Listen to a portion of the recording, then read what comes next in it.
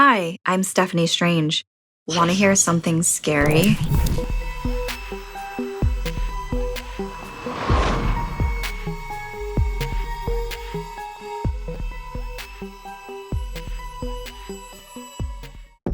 When they were 13, Nikki and Annalise were inseparable. What made the two best friends so close was their insatiable curiosity for everything strange and spooky. Magic workings with herbs, spirits, and, very, very rarely, blood pacts. They loved doing it all. And the one thing that always captivated them most was the old dilapidated house on Warren Way. Their parents told them to stay away from the house because a very suspicious old woman lived there, but the girls suspected something more. They had heard the woman did magic works involving curses and other forms of very dark magic, and that is what intrigued Nikki and Annalise. One day, they worked up the courage to visit the old woman. They approached the house with visions of bubbling potions and dusty spellbooks running through their heads, but what awaited them was something far more powerful. Before Nikki could knock on the door, it swung open with a loud creak, revealing a tiny, harmless-looking old woman. Her skin was as wrinkled as her clothes, but she had kind eyes. She welcomed them inside, asking them what had compelled them to visit her. They were silent. She asked if they wanted to maybe lay a curse on someone. They shook their heads, shrugged their shoulders. The old woman paused, and then, smiling wickedly, said, "Do you want to know how you will die?" The girls looked at each other, and their eyes widened. Annalise nodded, and the woman ushered the girls to an antique lace-covered table, covered in ritualistic fare. Nikki and Annalise exchanged a look and giggled. This was exactly the kind of thing they were hoping for. But when the old woman sat down, things got serious. She held a doll that looked exactly like Annalise. Straight red hair, green eyes, and pale pink skin. The old woman examined Annalise and the doll, and then closed her eyes. After an impossibly long silence, the crafty magic user spoke. "You will be poisoned by the one you love most." Annalise clenched Nikki's hand under the table as they watched the little doll transform. It no longer looked like Annalise. It now had curly brown hair, brown eyes, and tawny beige skin, exactly like Nikki. They both gasped. This woman really was magical. She shushed them and then studied Nikki. She sat in silence even longer, until she looked at Nikki with an almost gleeful expression on her weathered face. "You will choke to death on your own hair, fed to you by a woman named Magdalena," the death teller warned. Suddenly, there was a loud, thunderous crack as a gust of wind blew through the abode, sending dust and cobwebs everywhere. Both Nikki and Annalise screamed and ran as fast as they could out of the house. Outside, with the wind howling around them, they finally swore their strongest blood pact to take revenge on the other's killer, even after death. A crack of thunder then had them screaming and running to their separate homes. However, soon after that, their friendship was never quite the same, and eventually, they drifted apart from each other and the occult. Nikki became paranoid and spent her youth looking over her shoulder for Magdalena, the woman who might kill her with her own hair. Conversely, Annalise lived life wildly and as fully as possible, expecting her death from poison would come at any moment. A decade later, when Nikki was 23, she heard that Annalise married a beautiful fellow co-ed she'd met in college. But shortly after the wedding, Annalise died suddenly, a tragic accidental poisoning.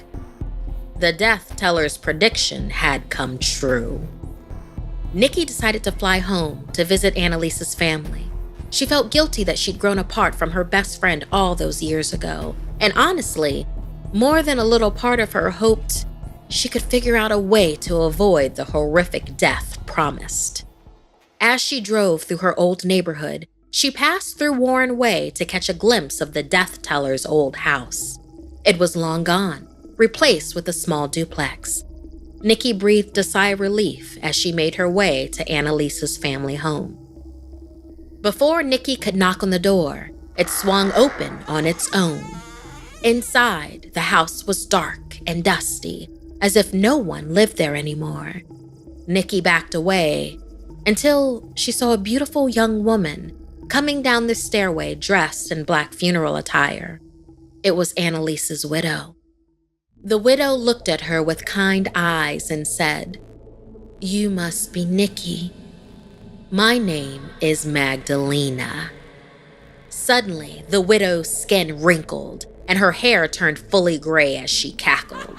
No longer a grief-stricken young lady, she became the wicked old curse wielder from Warren Way. Nikki turned to run, but it was too late. Magdalena pinned her against the wall with unnerving strength powered by dark magics.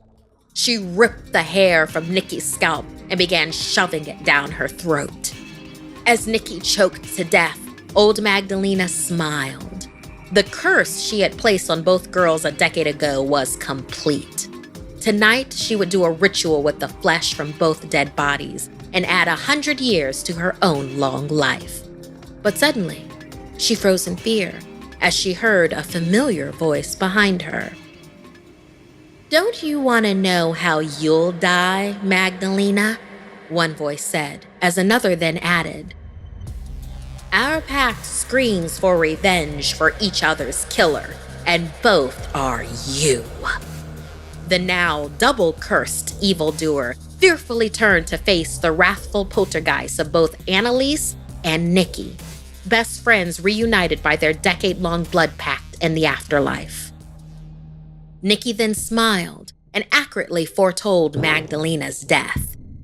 "Your life ends now, with your soul ripped apart by two furious ghosts."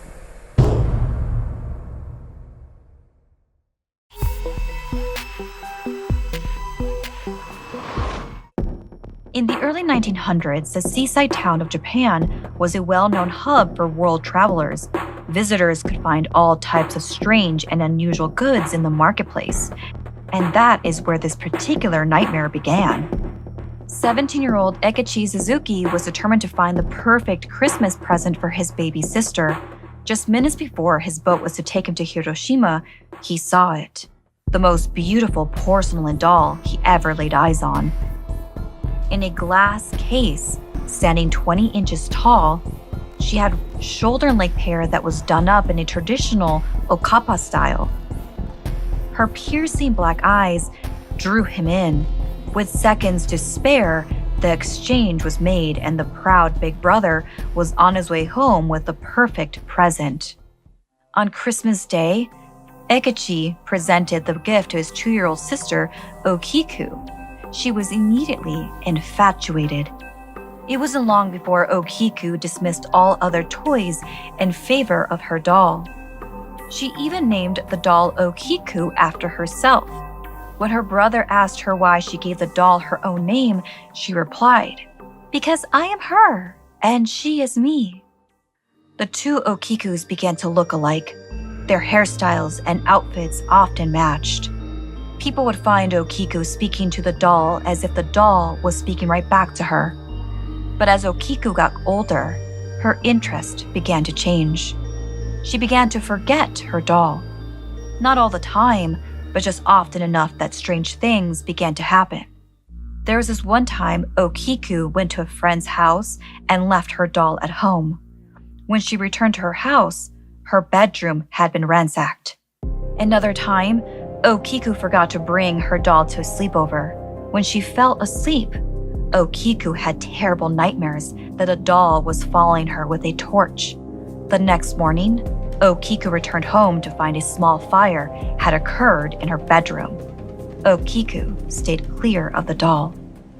It wasn't long after that Okiku became sick, contracting what appeared to be yellow fever, a debilitating disease that infected so many people at that time. Luckily, Okiku's doll was right by her side. Being bedbound due to the illness, the two became inseparable again. The house staff couldn't even take the doll out of Okiku's hands to change the bedding. The child and the doll were constantly attached to one another. Whispers began swirling among the household that its black eyes were turning the same emerald green as Okiku's. Its cheeks were flushed like a human's, and one of the servants swore the doll had blinked. But Okiku just held on tighter as each day passed. Then one morning, Ikechi stopped by his sister's room. He opened the door to find her in her bed, eyes wide open and eyes black. Her body was ice cold. He tried to resuscitate her, but it was no use. What stood out was how tightly her doll was holding on to her. It made him feel uneasy, but grateful Okiku didn't die alone. The family was determined to bury the doll with Okiku, but circumstances and governmental oversight prevented this last act of kindness. They needed to find another place for it. The doll sat on the family's altar so they could pay tribute to her. Weeks went by, and they noticed the doll's hair looked like it was growing. Eventually, the doll's hair reached its waist. Then, other strange things began to happen. The lights would flicker, doors slammed, and the doll would randomly move about the house without anyone's aid. At first, this gave them comfort. They believed it was Okiku paying a spiritual visit. But then everyone began having nightmares. The morning after another sleepless night, Okiku's mom took a tumble down the stairs. She survived, but swore she had been pushed by the doll. Now, if she actually was, or if she just blamed the doll for her lack of sleep, it no longer mattered. Either way, the doll needed to go. Ikechi tried to burn the doll at his mother's request, but its resemblance to his sister was too strong. He couldn't harm her. Instead, he went to the shamans. They agreed to take the doll and observe it. There was no denying her hair grew and grew. After trimming it, they sent a lock of the doll's hair to be tested. The results were shocking. The doll was growing human hair. But when Ikechi returned to the shaman, Okiku had vanished. A year later, the seaside town of Sapporo had not seemed to change much. It was still packed with people collecting souvenirs and trinkets, hoping to take a little piece of Japan on their journey. And tucked away in the back of a shop, inside a glass case, stood a beautiful doll. 20 inches tall, with raven black hair. The bell to the door rang, and in walked a father with his young daughter. It only took a moment before her eyes met with the doll, and an exchange was made. Soon, the child was traveling back home with a new companion. She swore the doll had smiled. Her father was pleased because his usually reserved daughter had a new playmate.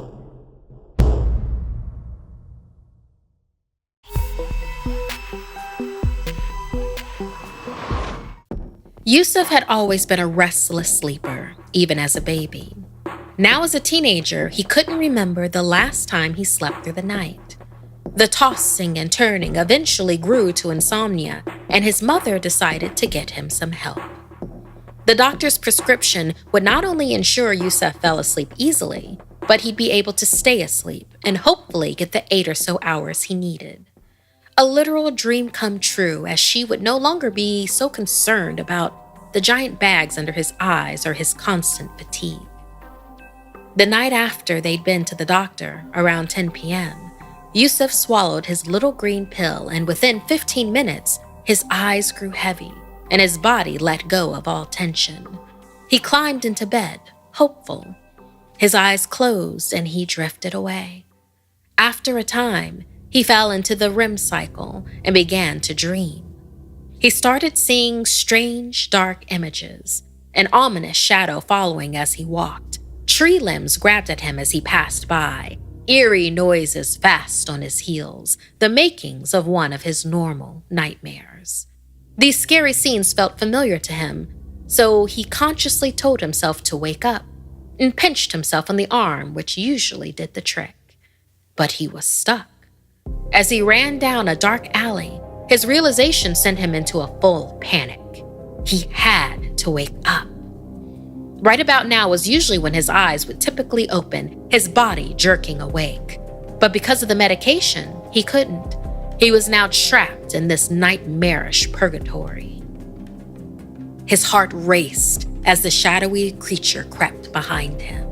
As it emerged, Yusuf could see its bony, skeletal appearance, and his eyes bulged in fear. He knew right away it was a jinn. Remembering his Baba telling him of the beast from Turkish folklore, the jinn would sit on your arms and chest, covering your mouth, and would strangle you in your sleep. Murderous sleep paralysis. Yusuf reminded himself it was just a dream, as the skeletal monstrosity inched closer. A human skull rested on its neck, the mandible barely held together with no more than an inch of flesh and tendon. It had no eyes, yet it still held an unearthly glow in the pits of where they should have been, with twin black and yellow trails leaking out of the holes. He could read the hungry expression in its sockets as it looked directly at him. It reached out a bony finger to trail curiously down Yusuf's plump cheek, its flesh burning cold to the touch. Yusuf's eyes darted around in a panic, but the situation was inescapable. He'd never gotten this far into the nightmare. Perhaps this was the reason for his insomnia. He looked down at his watch, which he prayed was showing the correct time. In reality, it read 6:59 a.m. Just as the creature grabbed Yusuf, pulling him closer, Yusuf's alarm went off. Thank heavens. He jolted awake in his bed, but he was struck with secondary terror. Despite being awake, he was unable to move any part of his head or body at all. Lying there, it dawned on him he was still in the clutches of the beast. And there it was, the jinn's skeletal hand pinning his shoulder down. It leaned forward, just as Yusuf tried and failed to scream. It pressed into his throat with its bony hands, cutting off all air. Yusuf desperately wanted to claw at the beast to get away, but he was paralyzed. After minutes of excruciating pain, Yusuf's body surrendered. The jinn disappeared, leaving no trace. Another soul claimed. When Yusuf's mother opened the door to his room an hour later, she saw her son's lifeless body, his bloodshot eyes bulging open, frozen in place. The coroner would rule it an adverse reaction to the sleeping pills. But the truth is, if it weren't for the pill that kept Yusuf in a sleeping state, the jinn never would have had the opportunity to fully emerge and take his life. Rather than help Yusuf, the sleeping aid had helped the jinn to its dark dealings. Thanks so much for listening. Like and share if this video gave you the chills. And don't forget to subscribe and turn on the bell for notifications. See you next time.